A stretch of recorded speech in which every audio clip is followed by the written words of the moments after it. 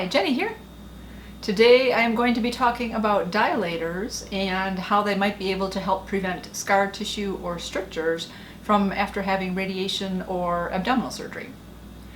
So just a disclaimer, I'm not a medical professional. I'm only going to be speaking from my personal experience.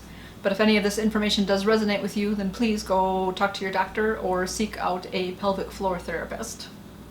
So as most of you know, I was diagnosed with a cancerous tumor in my rectum last February, and as part of my treatment I had radiation in September. And I was told that radiation keeps working for about 6 weeks after your last treatment, which is why I wasn't able to have surgery until December. And it gives the tissues a little bit of time to heal. And then my last radiology appointment was in January. So I saw the radiologist then for him to basically kind of send me on my way. That he was done with me, seeing as during the surgery they were able to get all of the cancer out of me, and I'm in remission now, so yay. But during that appointment, I was given a dilator and a sheet of instructions, which basically said that scar tissue and strictures can happen for up to a year after radiation is done. I was like, oh, well, alrighty, surprise. Didn't know that, and then it also made sense in why I had heard some people talked about how they inserted a dilator before the radiation treatments. And I thought, well, that's interesting. Why would you do that? Well, now I know. So if any of you are having radiation on your pelvic area, maybe this might be something to ask your radiologist about, if having a dilator inserted during treatments would be helpful. So just putting that out there. So yeah, I was given a dilator and a sheet of instructions that basically said, let me show you.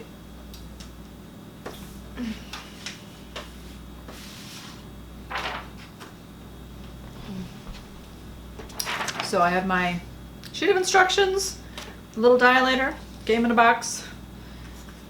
I showed you this during the video that I got it in. So kind of half wrapped up. And this is the dilator that I was given. So, oh, can you see it? Kind of the size of my hand. Very, very thin. It's kind of flattish on one side, it's rounded on the other. But yeah, not very thick. So in using that, I didn't feel it going in at all. And because the instructions say you are to be using these for about 3 times a week, and things to help with the scar tissue, I decided that I should probably go see a pelvic floor therapist to be able to help me out with choosing the right size, with learning more about dilators and what they can all do, how they can all help and stuff. The sheet of instructions has on there like, how does radiation affect the vagina? Radiation causes adhesions to form in the vagina. Adhesions are like strings of superglue pulling the walls of the vagina together. Using vaginal dilators will help stretch those adhesions and make the walls of the vagina more elastic. When adhesions go untreated, it can cause pain in the pelvis when you attempt to have intercourse or undergo a pelvic exam. Over time, adhesions in the pelvis can continue to tighten in the pelvic floor muscles, causing pain or problems with your bladder or bowels.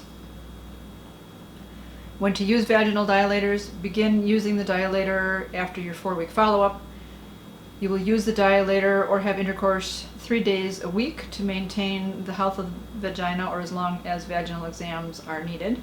Using the dilator just before intercourse can help reduce pain and vaginal tightness during intercourse.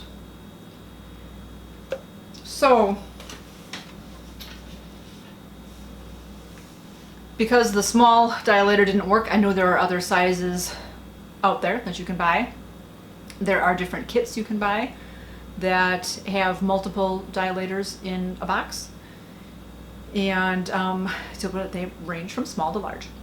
So there are different sizes, there are different lengths, and there are different widths.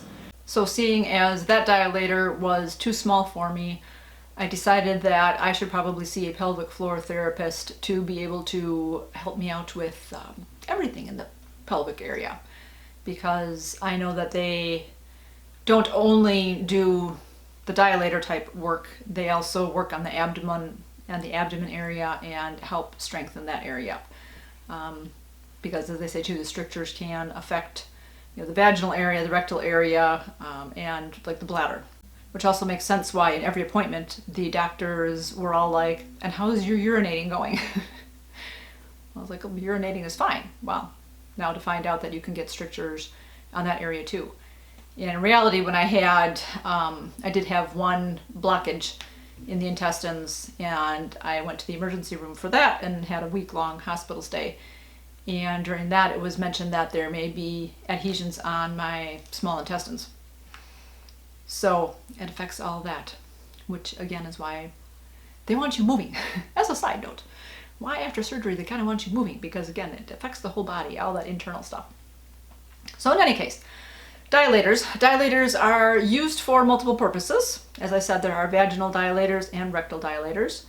You may want to use a dilator because of having had radiation or having had surgery, to again help with the adhesions in there, or depending on your surgeries and stuff, that area might be tight.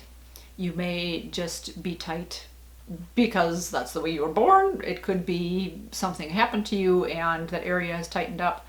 So in order to maybe say put a tampon in or have a pelvic exam, where again the speculum needs to be inserted in the vagina and open up, if that's painful, dilators can help reduce all that tension.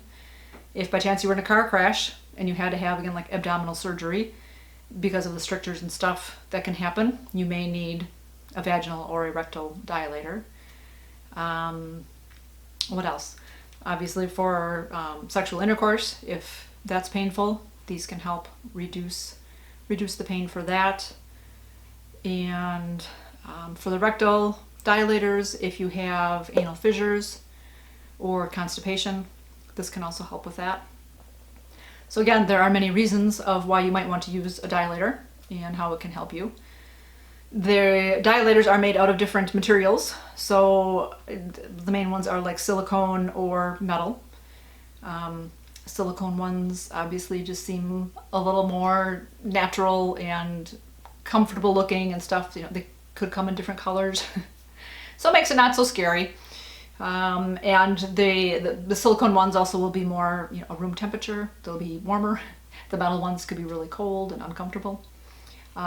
Silicone ones could be a little bit more flexible also. So again, it doesn't have to be a scary thing, and it can be very helpful. So I went ahead and went with this product. I said there are obviously, you can go onto Amazon and find a whole bunch of different products. You can buy them singly, you can buy them in a kit. I decided that I would go with the kit, seeing as the small one was, like I said, small for me, and I wanted to work my way up. I didn't know where I was at as to how big of a dilator I should be using. So there are different dilators out there. I bought mine off of Amazon. This one's called Eco Blossom Silicone Dilator Set, Comfort, Control, and Confidence. This is small, sizes 1 through 4. I don't know if every company is the same. As far as sizes go, it's usually kind of 1 through 8. I think I have seen online. They are just a little bit different. They go by length and they go by width. So they're all fairly similar. There's another company out there called Intimate Rose, and I know a couple YouTubers have used their products. I did go on their website and look around. For me, I didn't choose them just because it would take a couple days to get the product in, and I wanted to get this sooner. I got these overnight, and I had an appointment coming up, so I wanted to try them so I could let my physical therapist know how this was working, how it was doing, if it was working for me or what. And yes, I did this. Intimate Rose, they are a little bit more expensive, but they also have a lot of help. So if you are one that needs more hand-holding and more instruction on what the different sizes of the dilators are, how to use them. Like they have different videos. They have videos on, like, if you're feeling pain, like this is what you should do. They send out videos weekly of, hey, okay, we're done with, week 1, how's it going? Okay, we're done with week 2, how's it going? Maybe you need help with this. We're, done with week, if this is happening, maybe check out this. So, so that is a good website for that. On Amazon, there were different options of also being able to buy, single urine kits. Like I said, Intimate Rose, you can also buy single urine kits, and they have different products. And the other companies, some of them are small businesses also on Amazon, so that's what I went with, was a small business one. Although they don't really have a website, they don't really have any extra help. I thought, well, I'm seeing a pelvic floor therapist, so I'm okay with that area. This comes with a nice little brochure that also explains in here how to use the product, setting the stage of what to do, the instructions of how to do it, training tips, the sizes that the dilators come in, and what else was there? Routine and exercise and storage. And it also comes with a nice bag. So again, I guess if you don't want to carry it in the box and have people see the name on the box and what you're carrying, there is a nice bag. Doesn't have any name on it or anything, so nobody will know. It's all just vinyl material, so you can carry these with you if you need to go somewhere, maybe to your doctor's appointments. And this is the box. So you see, they do come in different colors and different sizes. So you have the smallest one.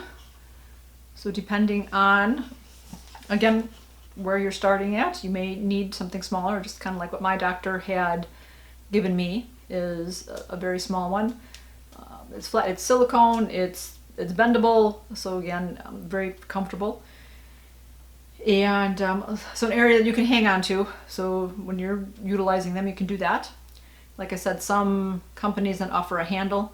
So also depending on if you can reach your area or if you want extra help with that, there's a handle on there that you can put these into that gives you extra length. You can do these exercises laying on your back or laying on your side. So again, depending on if you need help reaching. So then they go up in size. Otherwise, they're all the same. Same shape, same design. And then this is the biggest one in this box. This is the only box that I have right now. I could go up to the bigger size. I have been using this size, and this is also kind of too small for me. I can feel it inside me, but there's no pain or anything. I can go up. So again, there's a little bit of movement, not too much. So to use these, they suggest using a water-based lubricant. You don't want to use petroleum jelly or lotion or baby oil or anything like that, because that could affect the integrity of the material, of the silicone. So water-based products such as, KY jelly is the product most known, what people use. My physical therapist did tell me that if I had that, fine, use it, try it. If it works out for me, if I know it works for me, again, fine. A lot of people have irritation problems with the KY jelly, which I had never heard before. Interesting. But she said, yeah, there's an ingredient in there. I forgot what she said it was, but that can cause irritation in the vaginal canal. And I did find that to be true. Using the dilator itself was fine, but after I was done, I could feel an irritation in the vaginal area. I was like, oh, interesting. So another product she suggested is called Slippery Stuff. And to try that. And so I did. I bought this again off of Amazon. I'll link the stuff down below if you want to check it out. But that worked really well. I tried that, and yeah, I had no irritation, nothing afterwards. I didn't feel it. So again, good to know. I was like, ooh, who knew that that there was a thing, that there's, again, they are slightly different enough products that one may work for you better than another. So ways that I was told to use these when you're first starting out. When you have a dilator, you want to make sure you're in a very nice, relaxed, calm atmosphere. So whether you put some music on, whether anything, just to make sure that you can remain comfortable for around 15 minutes-ish. Make sure you have that amount of time set aside. Sometimes it doesn't take that long. It depends on I guess how tight you are, how painful this could be in the beginning to get you more relaxed. For me, I usually did it for about 5 minutes. In the beginning, it may have been a little bit longer. That's also why it kind of took me a while to make this video, because I like making videos after I've actually used a product and tried it out. I wasn't going to do it, for when I first got the product and stuff and said, hey, look at. So again, yes, I've used these products. They've worked. Like, I know about the KY jelly versus the slippery stuff. And then as far as time frame, right now I'm at the point of 5 minutes. Like I said, I may have done 10 minutes in the beginning. It's also suggested not to have your phone with you, so don't be, just insert this and then scroll on your phone and do whatever. You really want to be present with your body and make sure that you are feeling what you're feeling. And to kind of let your body know that this is all okay. It's okay to have something inside of you. It's okay to, to have it not be painful. You have to sit there and breathe through any pain that you're having. If there's a little spot, sometimes it may be one area, sometimes it could just be the whole thing, that just process it and breathe and let your body know, hey, this is okay. It's not painful. It's not going to hurt you. You're in a safe environment. Everything is okay. So one of the ways of using the dilator is just to insert. First of all, that's step number one. For both what my the radiologist had told me and the pelvic floor therapist, is you just insert and you leave it in there for the specified amount of time, whatever they tell you, usually a minute or so, if there's no pain. So if there's no pain, you insert it, and even if you're not really feeling anything, you put it in there and just wait and see and go, okay, that's how that's going. Next, you want to, after that minute's up or whatever, if you're still comfortable, if you're doing okay, then you can move on to the next step. If that's still a little painful, then you can sit up there for up to like 10 minutes of just having it just inserted and again, just processing the feeling of that again, you're okay. After that, you can rotate when you're going in. Again, you make a little bit of movement, or then insert and remove. And again, kind of doing the sexual motion, just kind of letting your body know again, okay, this is a motion that's going on and it's okay. Again, if there's pain, do it again, just kind of keep going with it until it's okay.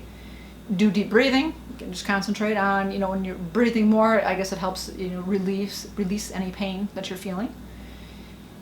So concentrate on that. Again, also if it's too painful, go down a size.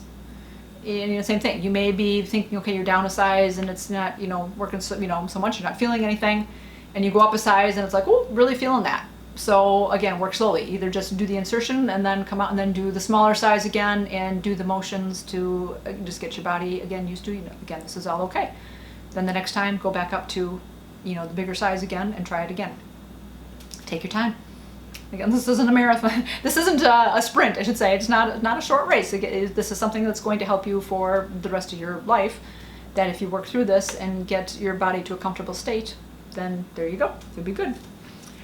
So, doing the inserting and removing type of thing, again, for a minute or so, or again, until you're comfortable with that. I mean, even if I'm comfortable, usually I kind of do my things for a minute. So it's probably about 5 minutes. Inserting for about a minute, inserting and removing for about a minute, and then doing pressure points. So once this is inserted in, then what you do is kind of go around the face of a clock. So I kind of press upwards with it and hold it for about 5-10 seconds. So you're getting kind of 2 pressure points at this point. You're getting the top of the wall, so whether it's a vaginal wall, the rectal wall, whatever. So you're getting the top of the wall, and then the end part of it is pressing down, so that's getting the bottom of the vaginal wall. So this is, I guess, the opening area, and this is the vaginal wall. So again, you want to press at the 12 o'clock area for so on, and then you kind of go to 1 o'clock, and then 2 o'clock, and then 3 o'clock. 4, 5, 6, 7, 8, 9, 10, 11, 12. And so again, holding it, and if there's an area that's more painful than others, like for me, I have my vaginal wall, the back of the vaginal wall was replaced by my rectus abdominal muscle. And so I have more sensitivity down in that area. So for me, basically kind of pushing up at the 12 o'clock area and having this kind of down in the 6 o'clock area, that's a little bit more, not painful per se, but I feel that. So I hold that one a little bit longer and breathe until I don't feel any pain anymore. The pain is kind of released, whatever is there, and again, keep going around. And then same kind of when I have this back in the 6 o'clock area, so now I'm pressing on the opening. Again, there's a little bit more pain that way. So I hold that for a little bit longer. And so I kind of do that twice. I go around the clock, I kind of do it once, and then I kind of go the opposite way and do it again.